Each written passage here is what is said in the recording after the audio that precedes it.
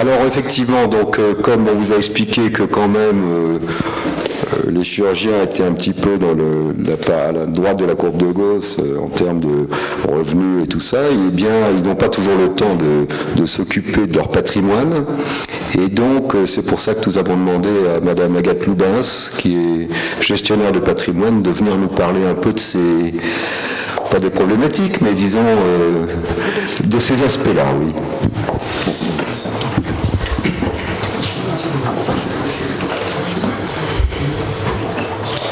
Bonjour, donc je vais vous parler aujourd'hui des aspects patrimoniaux de votre installation, en tout cas de votre exercice professionnel, si vous êtes déjà installé. Je vais vous présenter déjà le cabinet. Donc nous sommes un cabinet qui est spécialisé vraiment dans les problématiques patrimoniales des professionnels de santé. Donc nous connaissons bien vos problématiques ordinales aussi, vos contraintes spécifiques, et les stratégies que nous mettons en œuvre en tiennent compte. Nous vous accompagnons vraiment dans le temps sur toute la durée à la fois de votre exercice au moment de l'installation, pendant votre exercice, et puis également à la cessation de votre activité professionnelle et même au-delà, au moment du départ à la retraite et même au moment de la transmission. Donc en fait, le cadre que nous mettons en place, c'est vraiment un moyen, un effet de levier important qui permet de constituer et de développer votre patrimoine. Et ces effets de levier vont se retrouver également au moment de la transmission du patrimoine pour diminuer les droits de succession. Donc c'est un ensemble qui va du début jusqu'à la fin. Donc, hop,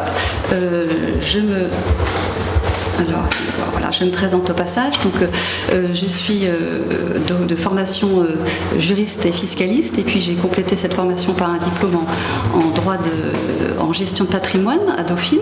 Ça fait un certain temps que j'exerce, j'accompagne les dirigeants, mais depuis 2008, un peu plus spécifiquement sur les professionnels de santé dans leurs problématiques patrimoniales. Et j'ai pu mesurer vraiment depuis 11 ans le succès rencontré par notre approche.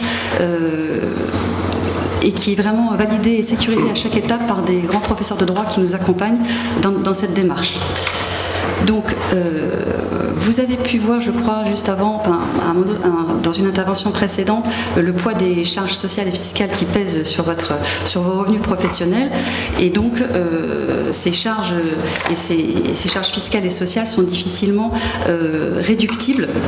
Il y a quelques niches fiscales ou des cotisations sociales Madelin qui peuvent être déduites, mais au-delà de ça, votre assiette est très large, l'assiette de calcul de cotisations et d'impôts, puisqu'elles sont calculées sur votre BNC et que votre projet c'est d'accroître bien sûr ce BNC, et donc la trajectoire devient exponentielle et on arrive à certains moments à des seuils où on se dit bon bah là maintenant je suis au point mort et il vaudrait mieux que j'arrête, ou j'arrête de travailler plus, ou au contraire la fuite en avant, travaille de plus en plus pour être en mesure de payer ses cotisations sociales et cet impôt sur le revenu. On voit que au niveau de l'impôt sur le revenu par exemple, pour pouvoir chaque euro qui est transmis dans votre patrimoine privé, chaque euro que vous avez choisi ensuite d'investir ou de dépenser, en fait il aura été nécessaire de générer 2 euros de bénéfices pour 1 euro dépensé ou investi. Donc vraiment ça devient très oppressant, on va dire. Et pour les cotisations sociales, elles ont une trajectoire exponentielle, elles ne sont pas plafonnées, alors que les prestations que vous allez recevoir en retour, elles sont non seulement plafonnées, mais en plus elles vont pas aller ça ne va pas aller en s'améliorant avec le projet de loi Macron. Donc voilà, la baisse de la valeur des points et le recul de l'âge de départ en retraite ne sont pas ce qui va vous pousser à cotiser encore davantage. On peut prendre par exemple l'exemple d'un chirurgien conventionné secteur 2 qui cotise pendant 40 ans avec un BNC moyen de 250 000 euros. On voit qu'entre le coût des cotisations et le montant de la prestation servie, on a une déperdition de 50%. Alors qu'est-ce qu'on peut faire ? Il y a des stratégies, il y a des choses qui sont possibles, et les stratégies que nous préconisons en fait, c'est vraiment un cadre général, souple et ajusté, puisqu'il va servir dans le temps du début jusqu'à la fin, et qui est à 2 niveaux. Donc le premier niveau, c'est le cadre de votre exercice professionnel, c'est-à-dire la possibilité d'exercer en société soumise à l'IS. Alors, cette possibilité, elle existe depuis 1990 et elle a été mise en place pour mettre fin à une distorsion, une discrimination fiscale à votre encontre, puisque vous étiez les seuls à ne pas pouvoir bénéficier de la fiscalité IS. Donc, pour citer l'éminent professeur, l'éminent fiscaliste, contribuable de tous États, mettez-vous en société parce que l'IS a vraiment des atouts par rapport à la fiscalité, à l'impôt sur le revenu. Donc la stratégie préconisée, c'est déjà de mettre en place un cadre juridique et fiscal avantageux qu'est la société d'exercice libéral, qu'on peut appeler la SEL, qui est toujours très intéressante, sauf à ce que vous soyez déjà vraiment au seuil du départ à la retraite, vous rencontrerez que des avantages à exercer en société d'exercice libéral. Alors, l'avantage premier, c'est la fiscalité IS, d'impôt sur les sociétés. Elle est toujours plus favorable puisque elle a le taux est de 15% jusqu'à 38 120 € de bénéfices et au-delà, on passe à 28% dans la mesure où votre tranche marginale d'imposition personnelle sera de toute façon en moyenne entre 30 et 40%. Voilà, l'IS est toujours plus favorable. Mais surtout, et à côté, le deuxième avantage, c'est que vous allez pouvoir dissocier le bénéfice de votre rémunération, puisque en BNC, tout votre bénéfice est soumis à cotisation sociale et à l'impôt sur le revenu, alors qu'en société, c'est vous qui décidez le montant que vous allez prendre et donc votre niveau de cotisation sociale et votre niveau d'impôt sur le revenu. De ce fait-là, vous devenez un contribuable actif, puisque c'est vous qui maîtrisez ce que vous allez payer. Et donc vous allez procéder à des arbitrages, c'est-à-dire à des choix à différents moments de la vie, de votre vie professionnelle, en faisant des choix qui vous seront favorables, plutôt que de subir en fait et d'être un contribuable passif. Alors, le petit rappel de la fiscalité IS que je vous disais, avec un taux qui en plus est dégressif, contrairement à l'impôt sur le revenu, qui lui a tendance à être progressif, mais de toujours un peu plus. Là, le taux d'IS va décrescendo. Donc, comment est-ce que, dans le cas de la fiscalité IS, votre train de vie est fiscalisé? Alors, soit à travers la rémunération, ce qu'on appelle la rémunération de gérance majoritaire, la fiscalité, elle est assise sur ce que vous allez donc effectivement prélever, mais après un abattement forfaitaire de 10%. Et si vous choisissez, si on s'aperçoit qu'il est plus favorable ou de compléter cette rémunération par des dividendes, là la fiscalité elle est plafonnée à 30%, ce qui fait qu'on est de toute façon en dessous de votre tranche marginale d'imposition, puisque l'impôt sur le revenu dans cette tranche de 30%, c'est 12,8, donc on est vraiment peu ou prou sur la première tranche, ce qui ne serait pas votre cas si vous étiez à l'IR. Et puis il y a également la possibilité, mais là on est dans des opérations de refinancement, de récupérer du cash par les plus-values, par exemple en cédant vos parts de société à une société, une SPFPL ou une holding, auquel cas là on serait de nouveau également sur 30%. Donc on a vu que l'IS était déjà un premier moteur pour passer en société et le fait de pouvoir faire des arbitrages et de devenir actif. Donc il y a plusieurs moments où vous allez pouvoir être actif. Il y a le moment de la création de la SEL, c'est-à-dire alors, il y a deux cas de figure, soit vous débutez, et à ce moment-là, vous débutez vraiment votre activité, vous n'êtes pas encore ni en BNC, ni en rien du tout, à ce moment-là, ceci ne vous concerne pas encore, mais pour ceux qui sont déjà en activité, il y a la question de savoir comment la SEL va devenir propriétaire de la patientèle, puisqu'elle est obligée d'être propriétaire de cette patientèle, donc vous avez deux possibilités, soit vous apportez la patientèle à la société, vous ne récupérez pas d'argent en contrepartie, mais vous n'êtes pas imposé, encore que s'il y avait une plus-value, elle serait reportée, simplement elle est mise en suspens au moment de la retraite, soit vous vendez votre patientèle à la société et à ce moment-là vous récupérez le prix de cession qui sera néanmoins imposé à la plus-value s'il y en avait une de 30%, et si vous aviez acquis cette patientèle vous-même, ça viendrait en déduction de la plus-value. Et donc vous allez percevoir à ce moment-là un capital qui va vous permettre par exemple soit de diminuer la rémunération dont vous allez avoir besoin, donc de diminuer vos cotisations sociales et votre impôt sur le revenu, soit prévoit éventuellement de rembourser des prêts personnels qui vont vous permettre également de diminuer votre rémunération de gérance et donc vos cotisations sociales et votre impôt sur le revenu. Donc ça, c'est vraiment un premier point d'entrée d'optimisation qui est souvent vu comme le seul point, et du coup un peu réducteur, d'intérêt de la selle, alors que vraiment c'est juste le point d'entrée. Mais c'est celui qui va débuter le cercle vertueux. La deuxième possibilité d'optimisation, c'est sur les revenus. Donc ça, c'est pendant toute la durée d'exercice. Vous avez plusieurs choix puisqu'il y a plusieurs façons de se rémunérer.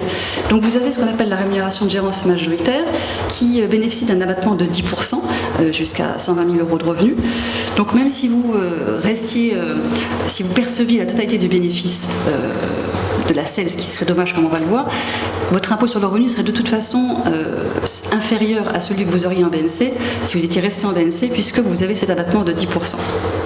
Donc vous avez l'exemple là sur un BNC moyen de 70 000 €, on aurait déjà une différence d'impôt sur le revenu de 2 000 €. Ensuite, et c'est surtout ça en fait, c'est le point vraiment clé de la stratégie quand on passe en selle, au-delà de la fiscalité IS, c'est donc de pouvoir ajuster votre rémunération de gérance à vos besoins réels. Puisqu'en BNC, vous subissez de plein fouet la fiscalité et les charges sociales sur 100% de votre bénéfice, alors que là, vous pouvez choisir le montant de votre impôt et de vos cotisations sociales en ne prenant vraiment que le montant dont vous avez réellement besoin pour financer votre train de vie. Et vous laissez dans la société ce dont vous n'avez pas besoin. Donc vraiment, vous serez fiscalisé uniquement sur cette partie-là. Et qu'est-ce qui va se passer ? Vous allez faire des économies d'impôts sur le revenu et de cotisations sociales.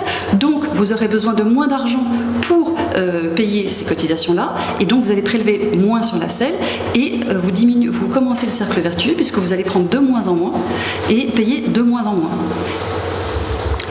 Après, vous avez la possibilité de faire aussi encore un autre choix, celui de choisir entre rémunération de gérance ou dividende, qui sont deux mécanismes qui ont des ressorts différents.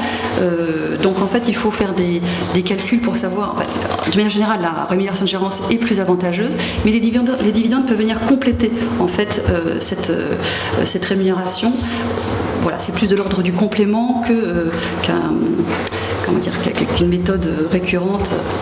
Voilà. La troisième possibilité d'optimisation, c'est vraiment de transformer cette société en caisse de prévoyance et de retraite. Parce que comme on a vu juste avant, vous n'allez pas tout prendre. Vous n'allez prendre que ce dont vous avez effectivement besoin. Donc tout ce que vous allez laisser dans la selle va créer votre épargne. Et cette épargne, elle sera en plus augmentée du montant d'impôt que vous ne payez pas, de la différence. C'est-à-dire que les économies qui vont rester dans la selle vont être taxées à 15% ou 28%, alors que si elles avaient été distribuées, elles auraient eu une taxation moyenne de 50%. Donc l'économie d'impôt va rester dans la selle et donc ça accroît cette épargne qui reste au sein de la société. Et qu'est-ce que va devenir cette économie d'impôt ? En fait, elle se transforme en assurance prévoyance, c'est-à-dire que si vous devez faire face à un arrêt maladie ou à un accident et que vous avez une baisse d'activité, vous pourrez récupérer ces sommes non distribuées et stockées au sein de la selle. Et en plus, vous pouvez au passage diminuer vos réductions cotisations Madelin, puisque c'est vraiment la selle qui va faire office de caisse de prévoyance. Et cette économie-là, elle va augmenter encore votre capacité d'épargne au sein de la selle. Et puis, au moment de la retraite, ça pourra venir compléter votre pension de retraite qui ne devrait pas suffire à assurer votre train de vie. Et la quatrième possibilité d'optimisation, c'est au moment de la transmission du patrimoine, puisque à terme, la société va vraiment devenir une société de gestion de son patrimoine pour ses compléments de revenus et qui n'auront pas de cotisation sociale, simplement les prélèvements sociaux, et puis anticiper la transmission.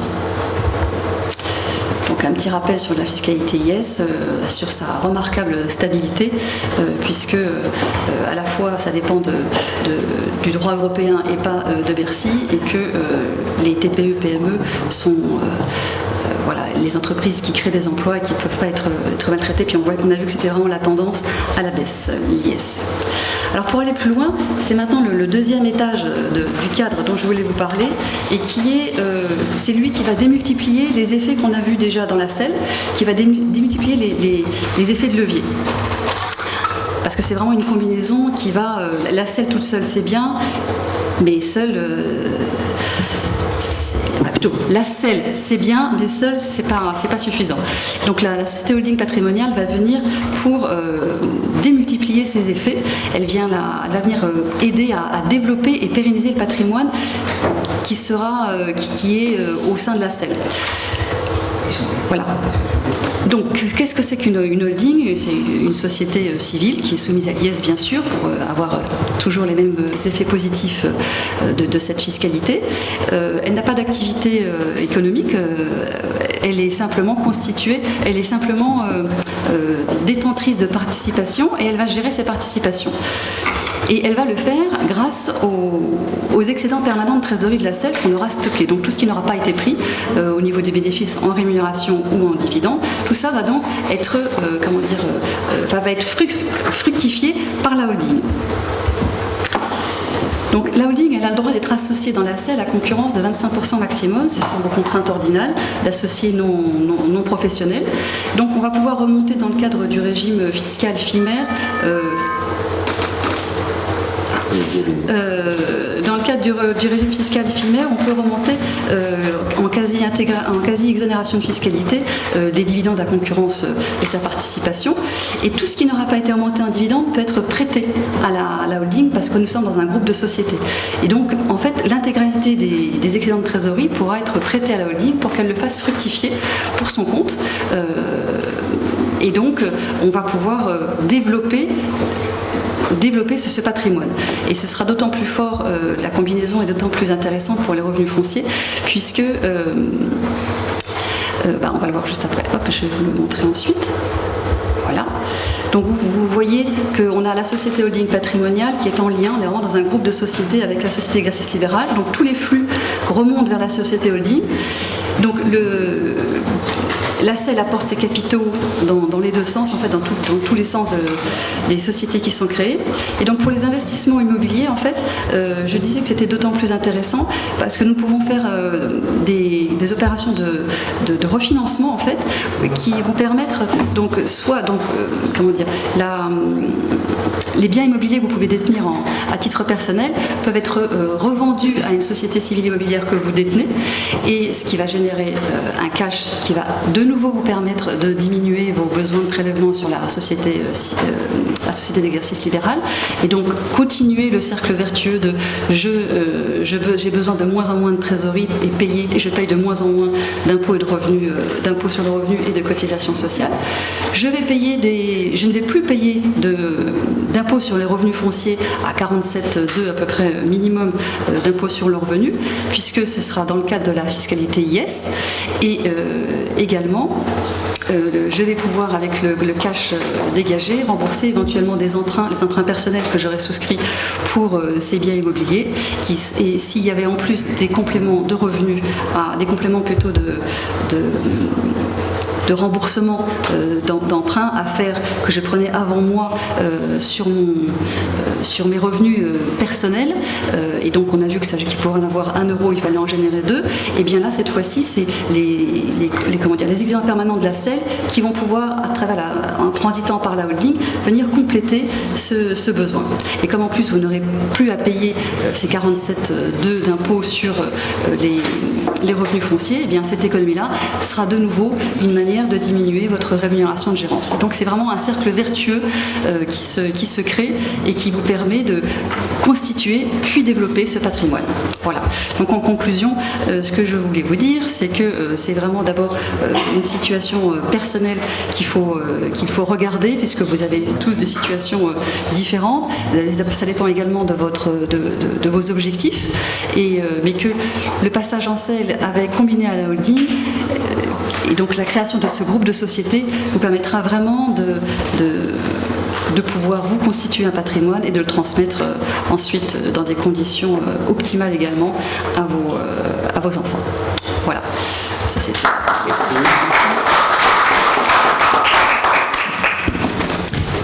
Oui, alors donc vous l'avez compris, c'est assez technique. Merci Madame Loubin. Mais vous pouvez, si je peux me permettre, vous pouvez avoir la possibilité de visionner sur notre site internet des conférences qui sont vraiment passionnantes et qui détaillent, qui rentrent plus en profondeur sur ces sujets-là.